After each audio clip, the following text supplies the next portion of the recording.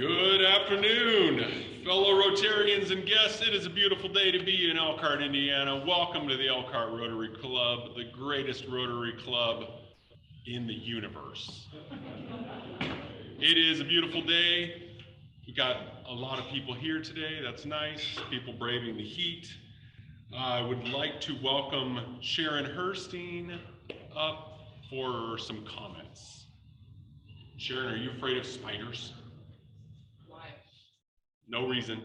I usually smash them, so it's like, you know.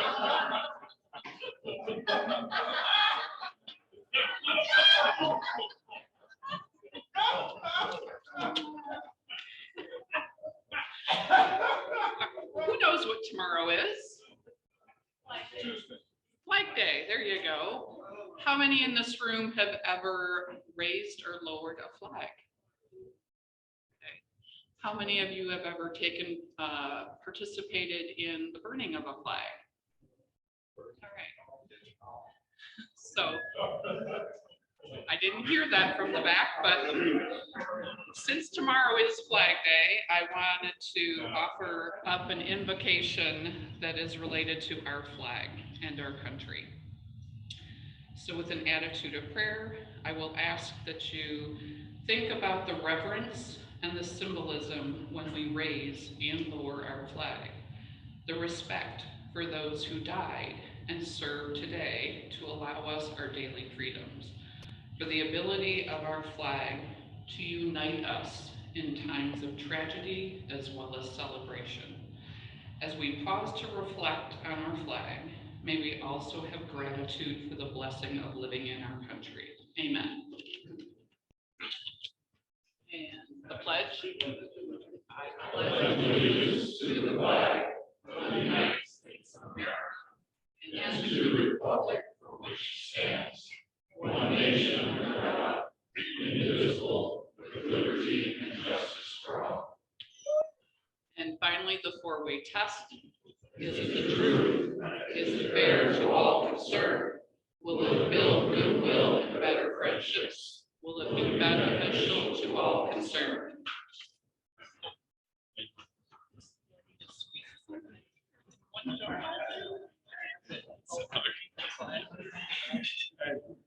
And as I asked Sharon if she was too worried about spiders, I noticed that she's also wearing sandals with open toes and have them out of sight here under the table. So I'll be happy to keep my closed-toed shoes on right now. All right. Terry Ripple, thank you for greeting us today, and I know you'll introduce our guests. Yes, thanks everyone for coming. We have a lot of wonderful guests today. Don Stoller, you want to introduce your guest, please? I do. Thank you. My guest is my oldest son, Alan Stoller, with whom I had the pleasure of working the last 25 years of my career. Wonderful. Glad you're here. Lawyer? You got it. That's right. Two colleagues, Kelly Hennings is our coordinator for reentry project for community justice. And to my left is Rufaro Maharani. She's from Zimbabwe. She's been interning with us for the past year. She's also an attorney, and she's really taking on board what's going on with us here. Excellent. Glad you're here.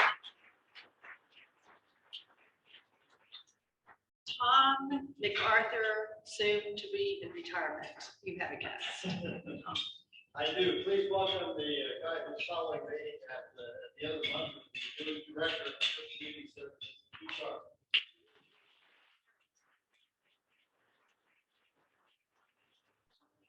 That brings guests all the time.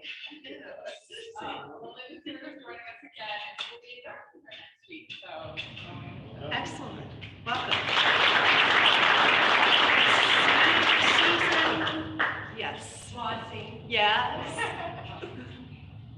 I'm very excited today to introduce this gentleman at Senior ELKR. We do a lot of work with his company where he is the Chief Operating Officer. This is Lance Mayberry with the Center for Hospice.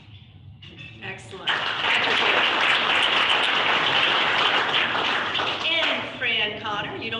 stand up. My guest will stand up. This is my wonderful husband, John, and he is my co-star for a few more weeks. Excellent. Thanks for being here. And we have a visiting Rotarian, Mary. Yes, from Valparaiso. Welcome all.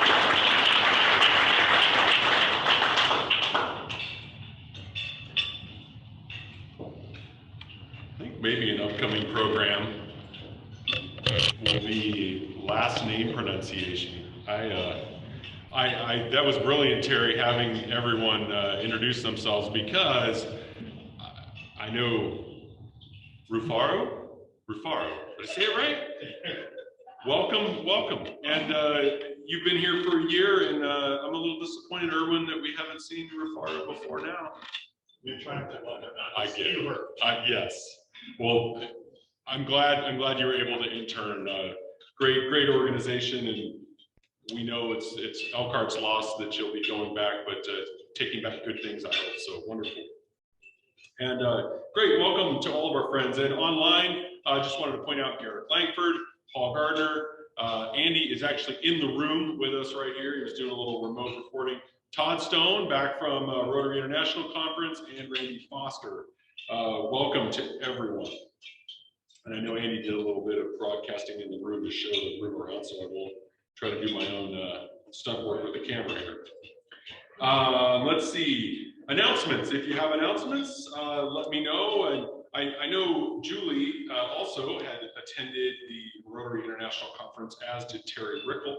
And I would invite either of them to come up and make a comment if you'd like on that. And in the meantime, I will also, I had put this in here for Bill, but did not leave good instructions last week. There's a letter to all the Elkhart Rotary Club members.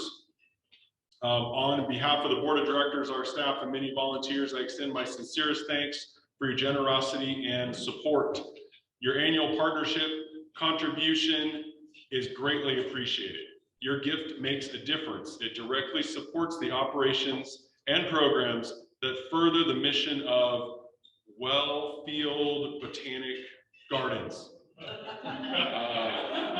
Wellfield is a dynamic, changing environment. It's a space for many guests for many different reasons. Your support ensures that we will continue to build a strong organization and better serve our mission, and all that good stuff that I have at the bottom. Thank you all for your continued support. For those guests here, Wellfield was founded in 2005 by the Elkhart Rotary Club. It's an incredible honor to be the executive director there, and we send those letters to those who are helpful to us and who support us and support our mission. So I wanted to bring that here. In theory, I wouldn't have been the one to really read it, but I'm here and the one who is thanking you. So thanks for that. We also have a letter of thanks from the Salvation Army. It's a little late. I think there was some confusion on this with recognition, but certainly Dave, thank you for Dave Lehman. Thank you for all your help with anyone else on the Salvation Army board here. I can't remember. That's right, Don. We really appreciate that connection, and I just wanted to share this certificate of appreciation that Wayne has sent over for our help with the bell ringing in December. So thanks everybody for that. Let's see. We have a board meeting this Friday morning. Thanks for those of you. If just a reminder, 7 o'clock, we'll meet at Elkhart Health and Aquatics. And so we're a week off this week. Thank you for accommodating my schedule. Next week, we will not have a formal program. We're going to distribute the non-for-profit grant checks. We're also going to have a little social time, and we're also going to have a new member induction. So inducting Melinda into the club. Let's see. Oh, Wednesday night. I haven't received, and maybe I'm not sure that I asked for RSVPs. Anyone plan to join me Wednesday at 5:30 at Hotel Elkhart for a little bit of member refresher information? Anyone in the room right here? Raise hand. 5:30? 5:30? All right. Charmaine. Welcome, Charmaine. I think this is Which official meeting is this? I'm not sure. You're finally in our register on the roster. We'll get you your badge I too. paid, so I'm a Rotarian. That's right. That's right. All right. Wednesday at 5:30, Hotel Elkhart. I'll send out another announcement. And also, some of you, and thank you already for having opened and responded to it, but we sent out the election, the vote for next year's officers, which officially starts July 1. Normally something we do in January, you know, things happen. Julie, you have a comment.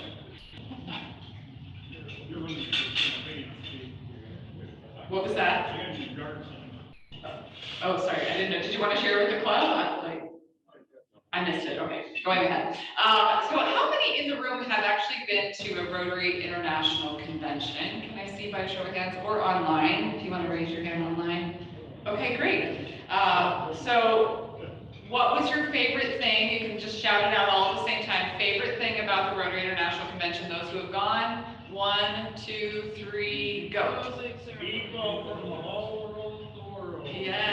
Yes, Shannon, I agree. So I had the pleasure and privilege of attending in Houston this last week with Terry and our soon-to-be president, Todd Stone, and was really taken by the breadth and depth and the scope of the organization that we are a part of as Rotarians. And this was a smaller gathering of international constituents or membership, I don't know, Rotarians, Rotaract, we had Interact folks there, and there were only 11,000 people there. But that seems really amazing given what we've just come through to have that many of us in one place. I've heard that it's been as large as 55,000 people. So there are 1.4 million Rotarians worldwide right now. So just know that this kind of think globally, act locally is the impact that we are making and the impact that we are going to make in this coming year as Todd steps into leadership. My ask would be for those of you, especially our newer Rotarians, I know a couple of them are not here today, if you have not been on a committee yet to help this local club, please consider joining one. You don't necessarily have to chair a committee, but please join one or more committees. The work that we can do, the size of our club is very large comparatively to other clubs around the world.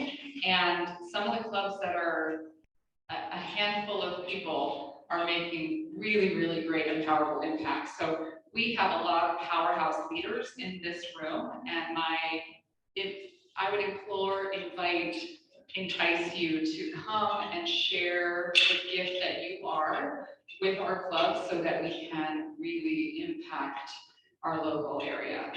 And I was inspired to just what is possible when we leverage our human capital, our talents, our resources, our time on behalf of a community that we get to live in. So thank you for letting me go. It was awesome, and I'm happy to be back.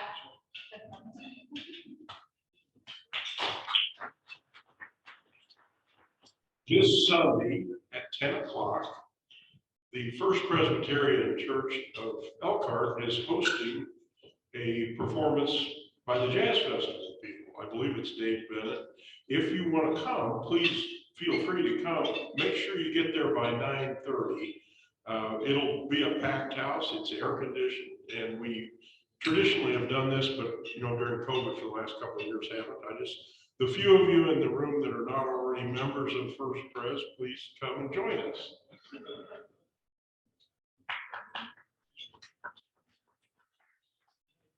Excellent. Thank you, Don. Nope, it's all right. For those, how many are on a board or in leadership at a nonprofit? Want to raise your hand high so I can see you? Okay. My request of all of the nonprofits that are represented in our membership, can you please email me, and I'll send an email out. This is my verbal request, and I'll follow it up with a written request. Please email me your schedules of events that you have up and coming, or get the person that does those emailing So that we at Rotary, our commitment is to begin to highlight the things that are going on right here in our own backyard that we're not aware of, and maybe help to support and shine a light on what our clubs or our membership is already doing, and just drive traffic and eyes and ears towards your organization. So please email me, hit me up, blow me up, it's fine, with all the things that are up and coming, things that you might need volunteers for, just giving a calendar and events, and I will plot out a master plan of what that might look like on our Facebook page. Thank you. Yeah, really good point, Julie, for sure. The number of people in this room who, as you said, are already leaders in the community, we appreciate what everyone does, and the more we can help everyone in this club to help their organizations, that's us making our community a better place. Speaking of making our community a better place, one of the ways that Rotary functions and does great things throughout the world is through the Rotary Foundation. I know many of you are donors, and we talk about Paul Harris Fellows on a regular basis, which is a great thing, and Howard couldn't be here today. He'll be here again. We'll do some more Paul Harris Fellows soon, but we have a special presentation today for the next step up from Paul Harris. If you continue to do that over the years, you become a major donor, and we already have I think there's 8 major donors in our club. And we would like to bestow another one, albeit a year late. It was in 2021, but we're here. Terry Rickle, would you come up to the front, please?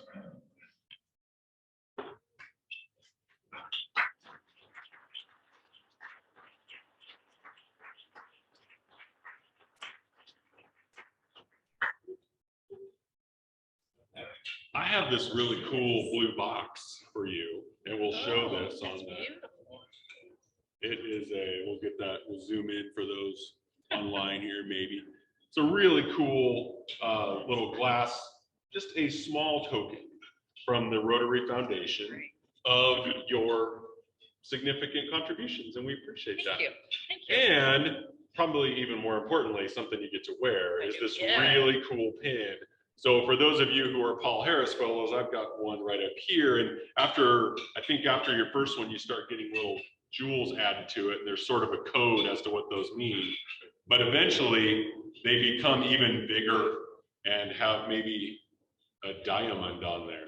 Whoa. I'm pretty sure. Yeah. It's pretty cool. So there you go. Thank you. Thank you, Tim.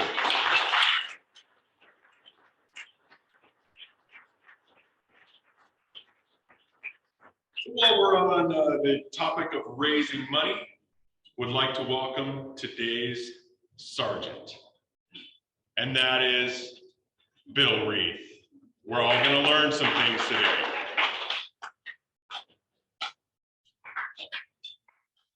Thank you, Eric. Thank you for that enthusiastic welcome. I think I deserve more, but we'll take what we get. In a little over a week, summer officially begins. As I think about summer, it reminds me of my friend Jeff in Illinois. He applied for a job at a sunscreen factory. He didn't get it, but he's going to reapply. Our neighbors just had a cute little baby girl. They named her June, July, August. They call her Summer for short.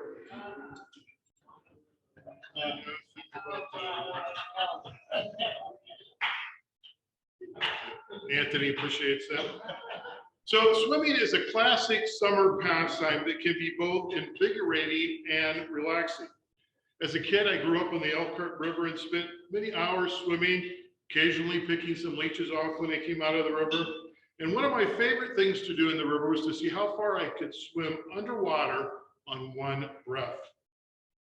There are, however, some people in our society that take swimming underwater in one breath to the extreme.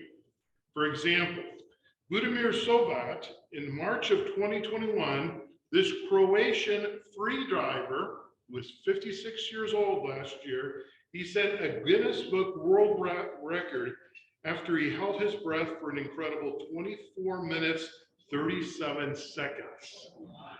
Underwater, 24 minutes, 37.36 seconds. So if you've ever swum underwater in the summer and you've held your breath for anything less than 24 minutes, then put in a buck. In the summer, many people enjoy ice cream. In fact, National Ice Cream Month is celebrated every July. During the warm summer months, people can enjoy many tasty flavors, traditional flavors such as chocolate, vanilla, strawberry, or perhaps some exotic flavors such as pickled mango from Jenny's in Ohio, or corn on the cob from Max and Mina's in Queens, New York, or lobster ice cream from Ben and Bill's Bar in Bar Harbor, Maine, or my favorite, fig and fresh brown turkey ice cream from Il Laboratorio del Gelato in New York City. You can travel to any of those places and enjoy those fun flavors. Yes, the summer is the perfect time to indulge in this sweet treat. Though you'll need a huge appetite to master the biggest scoop ever. It weighed in at a belly-busting 3,010 pounds. This is approximately the weight of a Jeep Compass SUV. It's the largest scoop of ice cream ever. It was created by Kemp's Dairy in Wisconsin. It was part of their 100th anniversary. The scoop stood 5 feet 6, about a little shorter than me, and stretched 6 feet wide. So if you enjoy eating ice cream in the summer or any other time, in any quantity less than the weight of an SUV, then put in a buck. Another popular food treat during the summer is hot dogs. As a kid, my mom made hot dogs almost every day for lunch. They weren't the good grilled ones that you typically enjoy. She merely took the hot dogs, poured them out of that little plastic thing into a pot, put the pot on the stove with some water, turned off the heat after they came to boil, and let them sit there all day with some stale buns and a bottle of ketchup. So if we were hungry, we'd run in, we'd grab one of those limp, kind of lukewarm hot dogs, put it in the bun, squirt of ketchup, take a couple bites, and we'd be out to play. Hot dogs are such an important summer food that Americans eat enough hot dogs on July 4th that you could stretch them from Washington, D.C. to Los Angeles 5 times, just on the 4th of July. That's more than 150 million hot dogs. And between Memorial Day and Labor Day, Americans consume a whopping 7 billion plus hot dogs. That's 818 hot dogs every single second. So if you've had a hot dog this summer, or you plan to do so, whether it's lukewarm and limp and boiled, or right off the grill, then put in a buck. You might appreciate our sunny and warm weather a bit more when you learn that 2 centuries ago, there was a year without a summer. In 1816, after a massive volcanic eruption on Mount Tambora in Indonesia, this volcanic eruption produced so much dust, ash, and sulfur dioxide that it covered the entire atmosphere for almost a year, causing a worldwide temperature drop, crop failures, and in the middle of the summer, snowstorms and sleet in North America and across the planet. This cold, gloomy weather in this summer without a summer prevented tourists from enjoying typical summertime activities like relaxing in the warm climate. One group of literary legends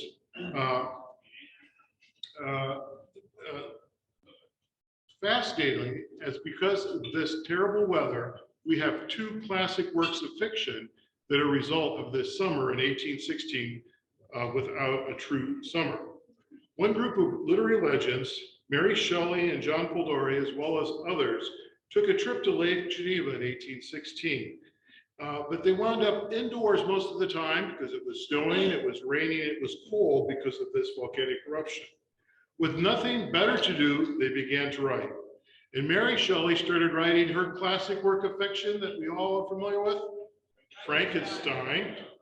And John Polidori, he was inspired to write The Vampire, first vampire legend novel, which then inspired Bram Stoker to write Dracula. So if you enjoy the warm weather of summer, even if it gets frighteningly hot at times, or have enjoyed a good vampire or Frankenstein movie, then put in a buck. Summer camp is a tradition that dates back to the start of the 20th century. And today, every year in the summer, there are more than 12,000 camps in the United States.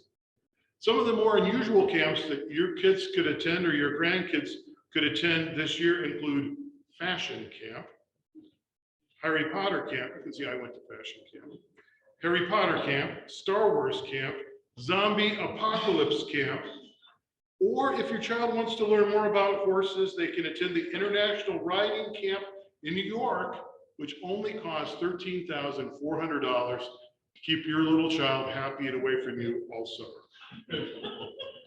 I enjoyed camping as a youth and helping at camping as an adult, primarily through our scout troop. And as an adult leader, I accompanied our scout troop on several of our summer camps. These are great experiences for adult leaders because your responsibilities are very light. You basically have to make sure the boys are up in the morning, make sure they shower at least every other day to keep the stink down on them, and then ensure that they get to their various merit badges. In fact, there is so much free time that at Scout Camp, they have a special course for adult volunteers called Nap Safely. They want to make sure that you, as an adult volunteer, nap safely so you don't get the neck bob, the neck crick, don't get the weird thing going on in your back. So everybody that would safely pass this, Scouts are big on training, would get an official certificate that you are certified in napping safely. So if you've ever enjoyed a summer camp or taken a nap, or would like to learn how to nap safely, or would like to take a nap during the sergeant's presentation, then put in a buck. And finally, what did the big summer flower say to the little flower? Hi, bud. If you haven't maxed out, please do so.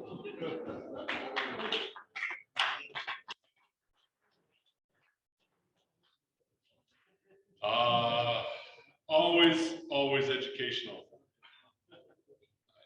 That ice cream that's a little startling. That's a lot of dairy. That's a lot of dairy. Of course, Wisconsin. All right.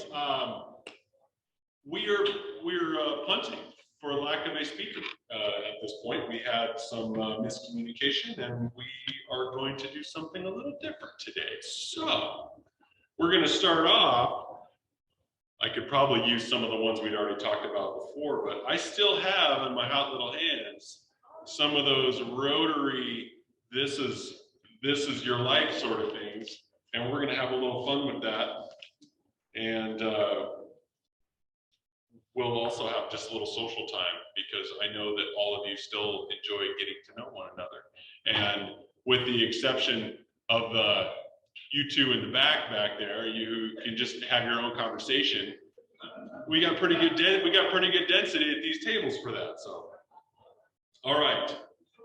So the way this works, for those who are new to the game, we need to do this again. This would be fun. We asked Rotarians to provide some facts about themselves that probably no one else would know, and it has been kind of interesting and a little startling at times. So I think I have ones here that we have not done before. I once caught a 200-pound marlin, and Paul Anka sang to my wife at Palmer House in Chicago, and she still went home with me. Any guesses? 200-pound marlin. Oh, we have a guess. It is not Tony Warning. Good guess, though. Tom Fletcher. Not Tom Fletcher. 200-pound marlin. and Paul Anka sang to my wife at the Palmer House in Chicago. That's good. Would the owner of this experience please stand up?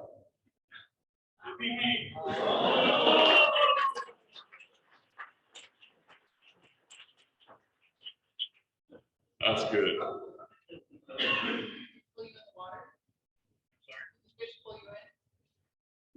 Where was the Marlin caught? Chub Key in the Bahamas. And for those online, that was Dave Dygert. That is awesome. Let's see. I am the longest serving program advisory member for any curriculum offered at Ivy Tech in South Bend, serving since 1978. And perhaps even more interesting about this, I have played the accordion since I was in the 2nd grade, though not so much in recent years. Any guesses?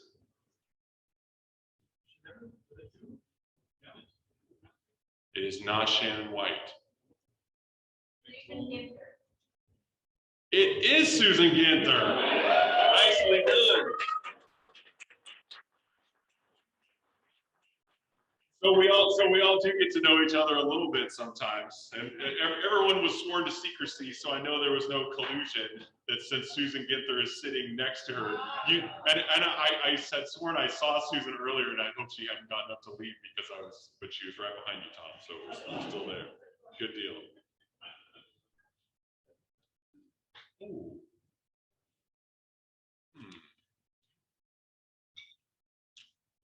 Everybody's seeing me, trying to figure out if this person is actually in the room or not. So, have you ever had problems trying to coil up a common garden hose? You know how those things, they sit out in the sun and they get kind of baked, and then they get a kink in them, and then weather gets cold and the kink stays in there? So my first job after I graduated from college was working at an industrial hose plant. During a labor strike, management people were working in the factory, and I learned a skill that few people have or ever know that it exists. I learned how to manually coil up heavy industrial hose. And I can speak from experience on this. I worked on a golf course as a nighttime irrigation technician. That was the way of saying they let me stay in the garden overnight, and I dragged pipes around to irrigate the place. Eric Amp, do you ever have to do that? Yes, with the old metal stuff, did you have it in ground? Yes. Still have hoses, but yeah, you got to get those hoses rolled just right, and there's a certain twist. So, who among us has that special skill? I know. Yeah, I think you do know. Who is it? Stu Barb. It is Stu Barb. Stuart.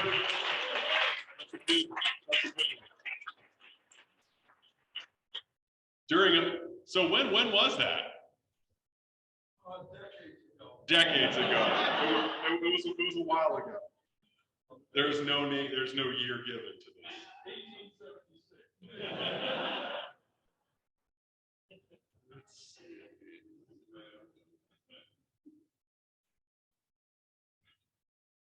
Oh. When I was in grade school, I was an avid 4-H'er and showed Holstein and Simmental cattle. You can tell this is not me, Simmental. In college, I had a ponytail. In my 30s, I could still dunk a basketball and was a sub-7 handicap in golf. Who am I? Avid 4-H'er, ponytail, still could jump. Dave Lehman. It is not Dave Lehman.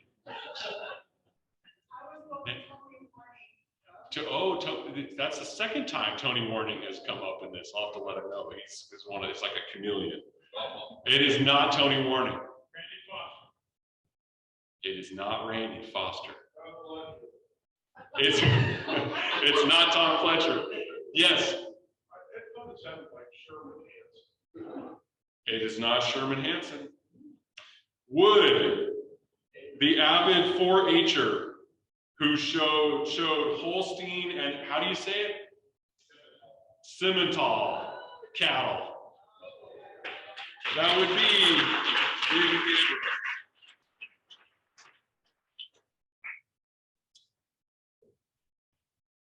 I won a district Bible reading contest when I was 12 years of age. And I won a regional pancake eating contest when I was 14 years of age. And it was 21 pancakes consumed in 15 minutes. A district Bible reading contest when he was 12. It was a he, of course. And I won a regional pancake eating contest when I was 14. Who among us can eat 21 pancakes in 15 minutes? It's not Doug Risser. Bill Reed. Bill Burton. It is not Bill Reed nor Bill Burton. Those are good guesses, though. So, just how big were those pancakes? How big were those pancakes? It's Sherm Hansen.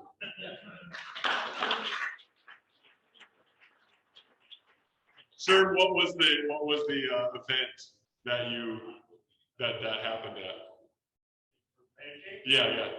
Well, you can't say it today because it would be labeled racist, but it was Aunt Jemima's sponsor. No, okay. Well, but where? What was the? In Stanwood, Iowa, where I was born and raised. Nice. Like at a county fair? Like sort of a. No, it was just a weekend festivity. Nice. Like Rhapsody, this last Love it. weekend in Elkhart. Love it.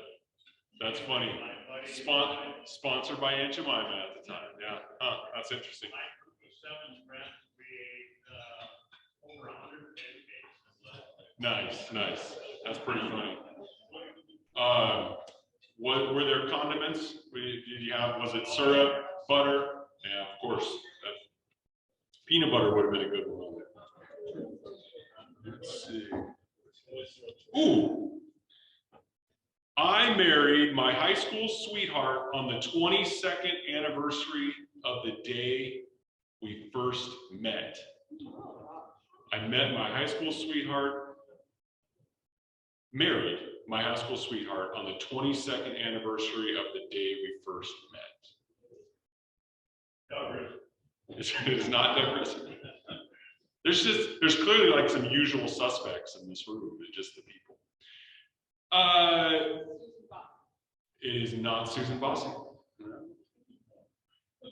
So would the owner of this life experience tell us what day that was? August 23rd. August 23rd. Love it. Those are the I was trying to think if there's any others that anyone who's here that I have not read your fact yet, don't raise your hand. I just realized. All right, we'll come back to these later. Julie, do you have some thoughts for us that we can discuss at our table? For our last little bit of time together, we'll just answer, each person will answer a question, maybe give it 30 seconds, a minute, so that everyone can have a time to share their thing at their table. So for those who have kids, this can be your own memory, or it can be one of a loved one or a spouse or what have you, friend. But go ahead and take the next few minutes. Let's see, we'll say 3 minutes. So at 12:50, we'll switch questions. And when we switch questions, I'm going to invite you. This will be a little bit like speed dating. I'm going to invite 2 to 3 members of each table to pick up and change tables for the second question. So right now you're just going to answer briefly, 30 seconds to a minute, depending on how many at your table. You're going to share a memory that you are most proud of. It can be your personal memory, or it can be the memory of a loved one, an event that happened recently, or in your distant past. But when you think of what are you most proud of, the first thing that came to mind, trust that answer, and go ahead and share. I'll keep time for it. All right, everybody, do feel free to continue to chat at your tables, but I'm going to make it official. And there's still a couple of lunches to go back there. Thanks, everyone, for sharing.